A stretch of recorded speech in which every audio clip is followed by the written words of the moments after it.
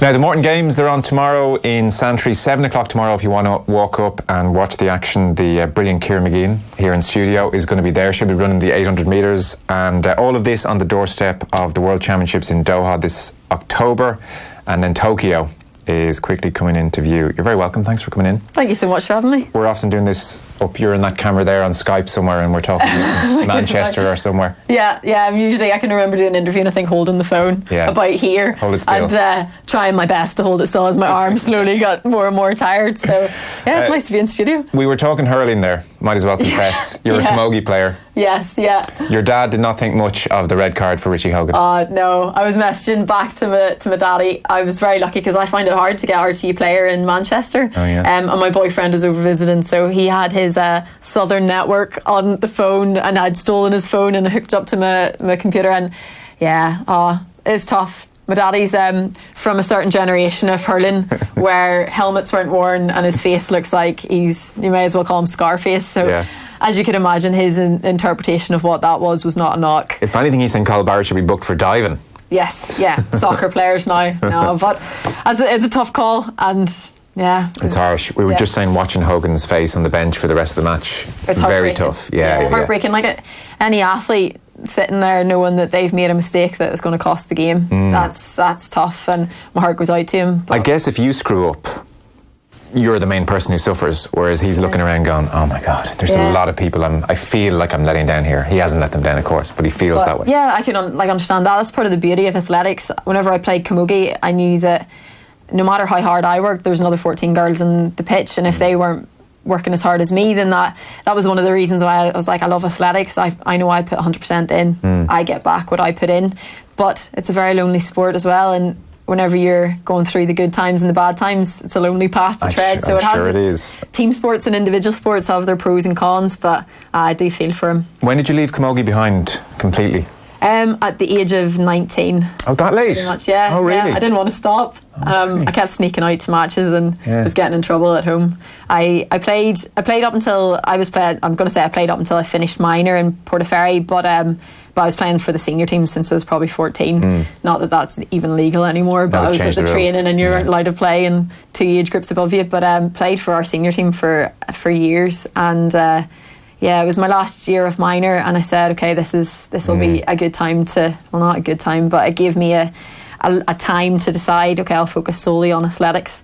But I'm not saying the senior team didn't manage to get me out a few times whenever I was at home in Portaferry and there was a match down in the clubhouse. They did tell me they just wanted me to sit on the sideline for a while, but that didn't work. Okay. And I snuck out in the pitch, and it wasn't until I came back into the house later, my daddy's sitting reading a newspaper in his daddy's chair in the corner, and he's like, do you enjoy the match? And I was like, oh yeah, it was good. And he's like, missed a point. And I was like, oh no, he saw me. And this is a man who encouraged me to play Camogie my whole life and was my biggest fan and my biggest critic whenever it came to Camogie, and then come the end, he was not too pleased that I was out playing. He saw the potential I had in athletics and saw that I was getting ready for a world champs. I shouldn't have been on the Camogie pitch.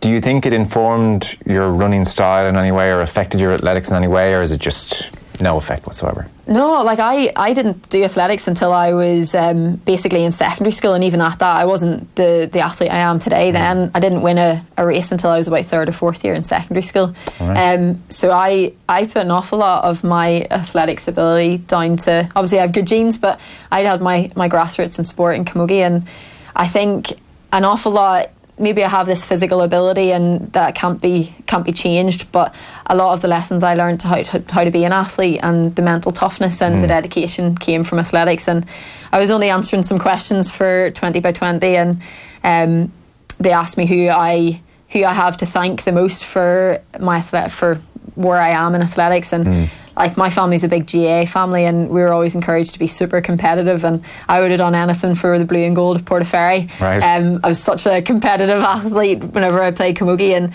I think that really taught me how to harness my competitive nature. I had an aunt who was nominated for a Camogie All-Star in the centenary year, who played for Portaferry and then Dunloy, Antrim, and played for Down before she transferred to Dunloy, and she was my idol.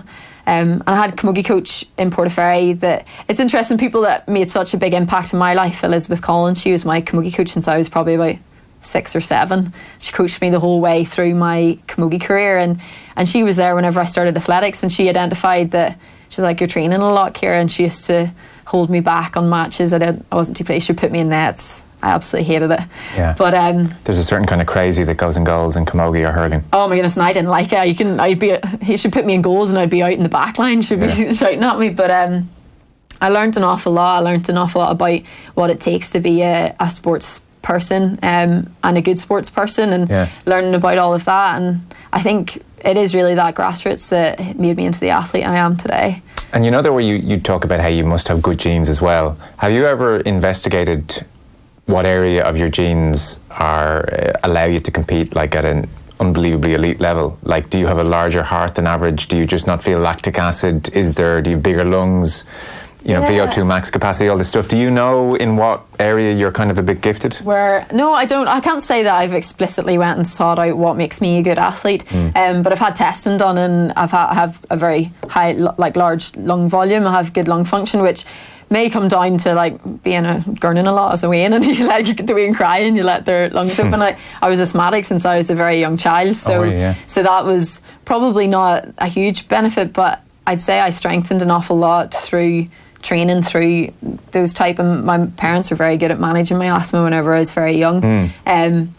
But no, I'm not sure what the genes are. I think it's unless it was something in the water up in Portaferry that made me the athlete I am. There's arguments between my mummy's side of the family and my daddy's side of the family as to who'll take credit, but there might be something. Combination. I was just reading the other day, Frank Lampard, obviously now manager, but when he was playing, he had this mad run of consecutive games for Chelsea, record breaking, and it turned out his heart was about 20% bigger than the average, so it pumped all the blood around. So I don't know, that's why I was in my head when I asked. There's got to be something going on. Well, yeah, what makes one person that bit better at sport than the other, and especially a sport like mine where skill set is not really doesn't come into the question. Obviously I have tactics, but athletics, one of the pure sports in the world. I have to just go out there and it's just me in the track in front of me, and it comes down to pure physical ability. You obviously won your bronze medal in Glasgow back in March now. Yeah. God, the year's flying by. I know. So since then, I guess, are you based a lot in Manchester still? Are you competing much? I know you were in Belfast last week. Obviously you're in Santry tomorrow, and people can and should get along and give support, and that would be great. Are you doing more training, more competing? What's the summer been like? Yeah, so I suppose over the summer you end up racing a little bit more. I opened my season in a race in Manchester and then went to Monaco and had a really good race there, and it was great to get back to Belfast. That's where my athletics started, on the Mary Peters track, and stepping out tomorrow at Morton Games is going to be brilliant, and I would encourage anybody to come out and watch. It's a tenner in at the door, and under 16s come in free, and it all kicks off about, I think, 6:45ish. So please get out and give us support. All of Ireland's best athletes are going to be out there. This is actually my last race before I head off to St Moritz to have another bout of altitude training before I go to Doha. Right. So this is a pivotal wee race in the lead up to the World Champs, and so I end up coming and going a lot over the summer. I'm still based in Manchester. We have a house in a little town called Marple, so I'm there most of the time, but it's nice whenever I get a trip back to Ireland. And do some athletes love competing more than others? So do some I just prefer training and I'll run in the big events, and others just want almost to get into a rhythm of competing? Is there a big kind of variation? Definitely, yeah. Every athlete will have a different ideal setup. So I was only talking to my coach and one of the other coaches over lunch there, the fact that some athletes will go and race an awful lot over the season and they get very fit and really build up race on race. Whereas other athletes prefer to train, and they'll have a few races to kind of get that race fitness there, and then they'll go back and train. So for me, I'm one of those athletes that likes training, so I'll not actually race again probably until World Champs after tomorrow. Right. I may just do a time trial. If I feel like I need a race, I might jump in one, but I'm the type of athlete that likes having a good training block, and I take confidence off my training. Other athletes will race right up to the games, and it's everybody's individual preference and what works best for them. And so when you're running, say you're running tomorrow in Santry, or you're obviously a big event, you're going to have that shot of adrenaline. Do you find it very hard to run your PBs in training without that adrenaline? So I think different athletes are different as well when it comes to training and performing. I've always been told by my coaches that I race far better than I train. So once a coach gets to know me, they know what I'm capable of doing. But if you just looked at my basic training, you might go, I would say she'll run a 4:05, 4:06, and then I go out and run a 4:01. Okay. And they're like, oh, it doesn't quite add up. But I'm the type of athlete that goes out in a race, and I once that adrenaline hits, I run so much faster than I would in a training setting. Yeah. And some athletes might train real hard in order to achieve what they do in racing, and I do train real hard, but I seem to be able to produce it on the day an awful lot better than maybe people might expect. Yeah. Would some struggle to replicate brilliant training? I guess it's true of all sports. You hear about in football, there's guys who are great on the training field that can't quite replicate it on a Saturday. Are there athletes who are so impressive in training and for whatever reason can't? Yeah, you see it all over. You see it from club level up to elite level, and people will be like, God, they're training amazing, but they just can't seem to hit it. It's interesting, because I just would have thought adrenaline means you're going to be better in the race every time. Yeah, not necessarily. It is hard, and that adrenaline rush is something that you have to learn to cope with as well. So I get extremely nervous whenever I go to race, and it's something that I've spoke about before. And I have to learn to cope with that and how to channel it in a positive way, because adrenaline isn't always it doesn't always feel like a positive emotion, and I do like to say that I'm adrenalised going into a race as opposed to I'm nervous. Yes. But whatever way you look at it, sometimes it can have a real positive and you're like, I'm going to use this, and other times it can feel like the weight of the world on your shoulders. So it's hard. And then you look at athletic performance as well. What means that I go out and run a PB that day, the best that I have ever ran, I come down to the smallest thing. I could have just been having a little bit of an off day. It could be something I maybe didn't eat the exact same in the lead up to something else. Like as a girl, you could be at a different stage in your menstrual cycle, and that can have an effect. Like there's all so many factors that come into it that unfortunately we're not robots. So it's hard to go out and produce an exact performance each time. You could drive yourself crazy obsessing over it as well. Like definitely. Was the Appellate the last time a bit bigger? You could overanalyze absolutely everything, and that's where some athletes are extremely critical and extremely analytical, and I definitely believe that there's so many factors that I have controlled and I bring into my controllables. But there's so many things that you can't control, and if you tried to analyse absolutely everything, you'd be driven mental. So you've got the World Championships in Doha coming up. Is it October? Yes. Yeah. So I saw a quote from you where you were talking this summer, and you were saying, I'm a bigger problem myself than any external factor. I put an awful lot of pressure on my shoulders when you were talking about these big events. And I know what you're saying about the nerves. I hadn't fully realised even the Europeans last summer, you were in tears the night before talking to your coach. Yeah. People would be surprised. I went out and I ran a really good race. I came fourth. Nobody ever remembers fourth, but I came fourth at those European champs, and that was a really big achievement for me. Laura Waitman just got me on that bronze medal. I'm delighted for her. She's a fantastic athlete. I've raced with Laura actually since I was a junior, so she's a great competitor and a lovely girl. You would have been 25 last summer? I'm 27 now, so 25, 26. Pretty experienced, been to an Olympics, been to World Championships, on the podium twice at European level. So I'm a touch surprised that at 25, the night before a European Championship race, still nervous. You're still at that stage, it was. So a lot of things had changed in my setup going into that. I had moved to my new team in Manchester that previous winter. Had a rocky beginning. I raced World Indoors and it did not go well. It was a very bad World Indoors. So I was bringing along some pretty tough memories. I had a really rocky 2017, had ups and downs throughout that summer. So people do look at you and say you're a very experienced athlete, but they also don't realise that you've had some pretty tough times as well going through that. So not everything's scar tissue smooth there as well. And even at that, like every race is a whole new race, and sometimes you have to remind yourself your mind is your best friend and your worst enemy sometimes, and it often remembers the negatives quicker than it'll remember the positives. Sure.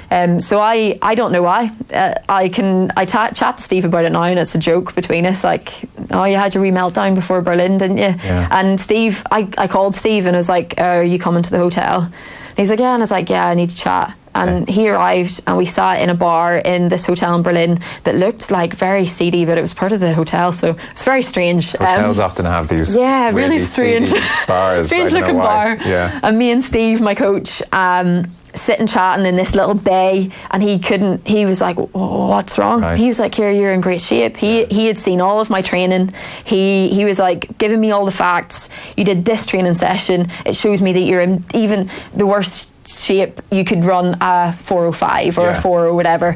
And he's like, Ciara, this is the shape you're in. And he was presenting me with all the facts, and the monkey, the chimp as we like to call it. Steve Peters. We use that. Paradox. We use that kind of theory a lot. He was like, I was letting that chimp run riot in my head. Yeah. And Steve literally said to me, it was funny because the British athletics coaches were walking past and he was clearly trying to like, it's great, Ciara's fantastic. And I'm in tears and I don't want to show my competitors that I'm that nervous. And he's like, why are you sabotaging all your hard work? Yeah. And what's the answer? Here. Okay. Having to figure that and cope it. And for me, it was writing down the facts, looking at them and saying, I'm being silly. It's something as simple as that, but it's you have to put a CBT thing there. Had to put the chimp back in its cage and tell it to behave. Yeah. So no part of you thinks, oh, on some level, maybe it's a really good thing that I get that worked up the night before and I'm happy to fast forward to Tokyo and be like that the night before my race. You don't want to be in that state the night before Tokyo. Oh, I don't want to cry, but I don't want to be in that state where I'm in a very negative mindset towards myself, but I've learned to embrace it because I know that I can't get rid of those jitters. I'm not, I see athletes walking about the hotel and some people are real cool customers and people outwardly portray their nerves differently. I always admire Thomas Barr. He walks onto the track, he's smiling to the crowd, he's like, you look at me, I'll just be looking at the track. Okay. I'm very single-minded and that's the way I feel I have to be. Whereas other athletes, I'm not saying that Tom doesn't get nervous, he probably does and he copes with it differently than I do. So I've now learned to manage my nerves an awful lot better. Right. And I look at it as a positive. I say that I'm adrenalised and I'm ready and it shows it means so much to me because there's races that I'll go out and I don't feel as adrenalised on any given day. I don't perform as well. Yes, okay. So it definitely is an advantage and it's me interpreting that as an advantage and those butterflies in my tummy and not being able to eat as being an okay emotion and then that I'll still perform positively at the end of it. Yeah, because we had... it's funny talking about all this. Tommy Welch on, the former Kilkenny hurler, and he was doing analysis for us on Sunday. And we, invariably you're talking about, your own memories of All Ireland kind of final week. And God, he was fascinated on it. Like 9 All-Stars, 9 All-Irelands. He's like, right up there. And he was saying, like the Saturday, the day before, sure, I'd be out cutting the grass. And I was like, what do you eat the night before? He was like, look, I love white toast. So I was having a lot of white toast, watching up for the match. And I was like, right, okay. And I was like, would you pack your bag the night before and, get all that ready? He's like, no. Sure, I'd get up the morning. If the bus was at 8, I'd grab my boots around 7:45 and I'd, grab my hurl and chuck it in the bag. That was me. Yeah. And his logic was, I was like, Tommy, that sounds mad, really. And he said, well, my logic was, if I packed my bag the night before, then I'd spend the next few hours wondering had I packed everything in my bag.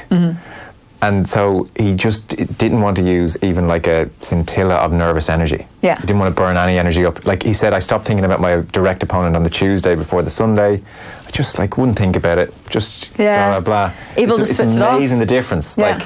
You're like opposite end of the spectrum to him. He was not crying the night before. No, and I haven't done that since. So I've learned from that mistake. But it is interesting because people are like, you should do in racing what you do in training. And I definitely don't have my bag packed the night before training. I'm running around my house 10 minutes before. I make sure the spikes are in. But going into a World Championship final or an Olympic final, you'd be damn well sure that I'm making sure that every single box is ticked.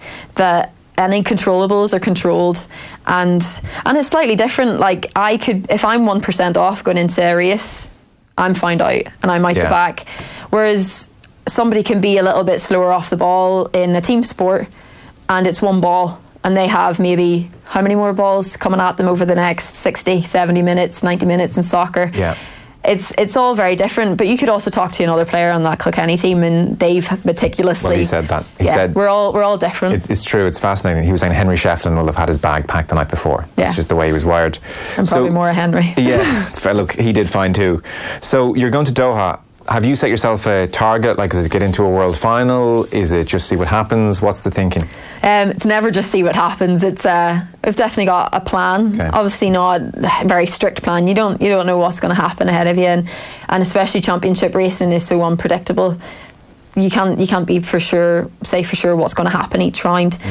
So for me, I'm going to approach each race as it comes, and I'm just going to try my best to make it through each round. And my aim is to be in that final. I'm yet to make a world final, so this is a big step. I want to be in that World Championship final because for me, I want to make an Olympic final. And I'm very lucky that a World Champs comes the year before. I'm going to use this as a stepping stone towards Tokyo. So yeah, I'm going to take each round as it comes. It's a hell of a lot harder than it might seem to make the top 12 fastest runners in the world. That seems very hard to me. And I know that the 1500 metres is insanely competitive right now. Oh, I was only chatting to Sinead, my agent outside, and saying, whenever you're born into a certain generation that has a new world record for the mile set in Monaco, you know you're in red hot 1500 metre competition. And it's probably among the best 1500 metre runners in the world has ever seen racing right now. But isn't that such a pleasure to be part of it? And I'm up there. I think my world rankings is in around, it was 12th, probably 12th, 13th, 14th. So currently that's where I'm ranked top 15 in the world. I'd say a lot of people would give their right arm to be there. I want to get higher. Yeah, no doubt. Is there a big correlation between the lineup that we'll see in the final in Doha and the lineup that we'll see in Tokyo? Or is it it's also volatile? I don't know, maybe you'll have half the field missing, or is it pretty similar? Like you look at the top 12 in the world and where you would reckon they'd be, and that's the amazing thing about championship running.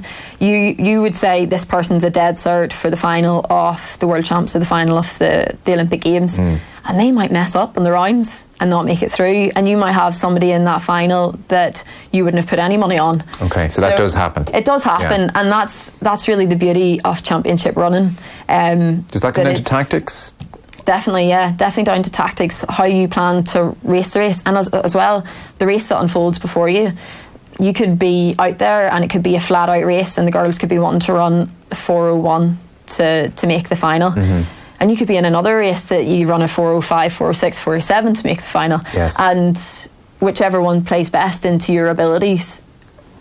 Just depends what race you're in and who's wanting to control it.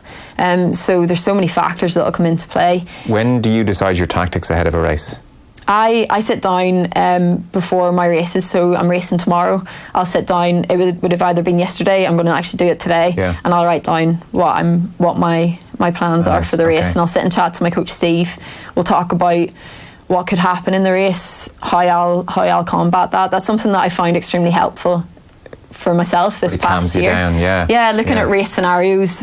If this happened, what would I do? And it makes me realise like I have an answer for absolutely everything. And the good thing is discussing it before means that you've already told yourself what to do. So whenever it unfolds before you, you're ready with a plan. The day before. But like Steve will be thinking about what's the best way for me to run races for a lot longer, and it'll come into training and into racing practice before.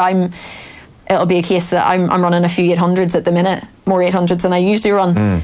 But you have to run a fast last 8 and a fast last 400 in a 1500 to make a final. So all of your prep, there's a logic there. All your prep builds up to what you're aiming to do in your championship and where you want to be. And do you like a race that's more in the 4:01 pace than the 4:07 pace? My aim is to be an athlete that can cope with them all. Both, and I feel I can finish fast. And I feel that I'm strong right now, so I can go off fast pace too. So it's to become one of those robust athletes that can cope with everything, because we don't know what way a race is going to go. I want to challenge them all. Like, it's pretty blustery right now, so like say it's windy tomorrow. Is that'll dictate a huge amount, I presume? Is that what I presume running in wind is like the... Everyone hates running in the wind. Yeah, it's not great. It's not. People would say it affects you less, definitely, over whenever you're doing a full lap of the track, because obviously it equals out. The sprinters don't like it if they're running into a headwind, and equally it's illegal for them. Their times don't stand when it's on their back, so that's frustrating for them. It'll definitely have an impact on the time. Doesn't necessarily mean that it'll have an impact on how the individuals will race in the race, because we're all out there racing. There's going to be however many girls out there on the track, and we all have to race each other anyway. It's the same conditions for all of us, so that's how I like to look at it. If somebody's like, oh my god, the weather's terrible, I'm like, it's the same for everyone. For all of us, we all have to run through the same wind. Would wind ever change your technique? Not overly my technique, but it might change your plans. If you were wanting to go out at the front and go through in a really fast time, it's going to be much harder into a headwind, and you'll expend a little bit more energy. So sometimes you would definitely have to think a little bit more. Do you sit in and be sheltered, or do you put yourself out there? It'll come into the factor, but my overall technique, it'll probably make me a little bit more tired, so I might get a little bit more scrappy down the home straight, but I'm aiming to be super strong, that I can hold form no matter what. So it won't have a huge bearing. It'll just affect the time. It'll be a bit slower. And I guess finally, with a view to Tokyo then, do you have next year all mapped out? You have a good feeling of, you know, when you're going to head over to Tokyo, where you're going to stay, all that kind of stuff? Is that all largely nailed down? Yeah, so for the plans for Tokyo are out of my control. With regards to when we fly out, that decision will be made closer to the time. But it's the stuff that I'm already starting to discuss now with Steve, and discussing it with physiologists. So we're talking about, I talked about months ago when I would head out to Doha, what my prep for Doha would be. Me and Steve discussed, would I go to warm weather training or would I go to altitude training before Doha? Do we fly back to Manchester and go from there? Or do we go somewhere warm and head out? And how long do we stay out in Doha before we race? And this is all practice for Tokyo. Yes. So it's nice that we have this as like a practice run heading into the year before Tokyo, but I don't have the specific dates of when I'm going to head. The Olympic Council decide an awful lot of that, and Athletics Ireland will decide a lot of that, and where we stay is down to the organisers and the Olympic Federation. Okay, but I presume it's Athletes Village. Yeah, we'll be in the Athletes Village, and I'm sure it'll be absolutely amazing, because the Japanese will put on some show. I know. I've seen it's the first Olympics in a while where I haven't seen the scare stories that nothing's ready yet. Oh, supposedly all of the stadiums are sitting ready. Like it's crazy. Whereas heading out to Rio, I think they were finishing it the week that we were arriving. Yeah. So it's interesting. I've heard some fantastic things already about people who've done recce visits, and it's going to be special. It's going to be something class. So and will you is athletics first up or is it the swimmers?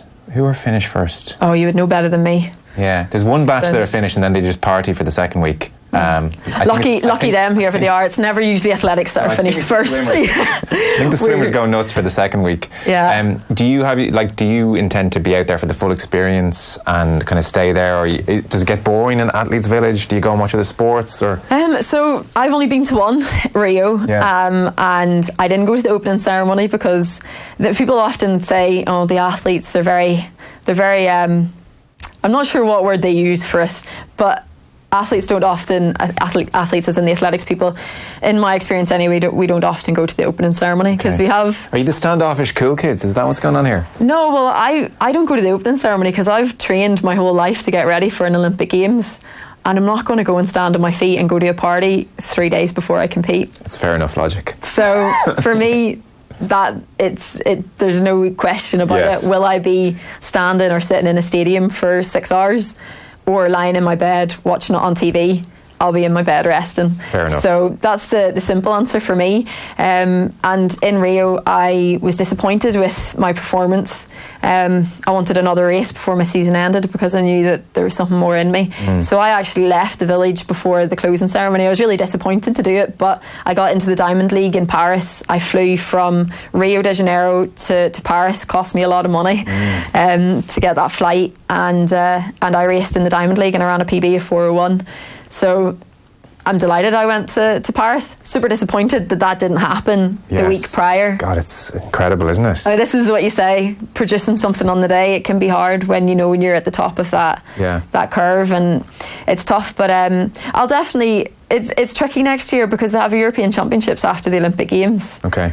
So that's another thing. I'll probably be flying back for European Champs. It's in Paris. Right. Haven't decided for sure with my coach if the Olympics is going to be the end of the season or if we're going to continue for Europeans. So that's hard because I would have absolutely loved to stay and enjoy the atmosphere after. It's great to actually get out and support our other teammates. Yeah, it's part of the experience, isn't it? Yeah. Like I mind myself a lot before I compete. As I said, I've put so much into that preparation and I don't want to jeopardise it at all. But after the competition, I absolutely love getting out and watching other people and going and watching sports that I don't get to watch very often, like getting out to our boxers or our swimmers, to badminton, to all the other sports.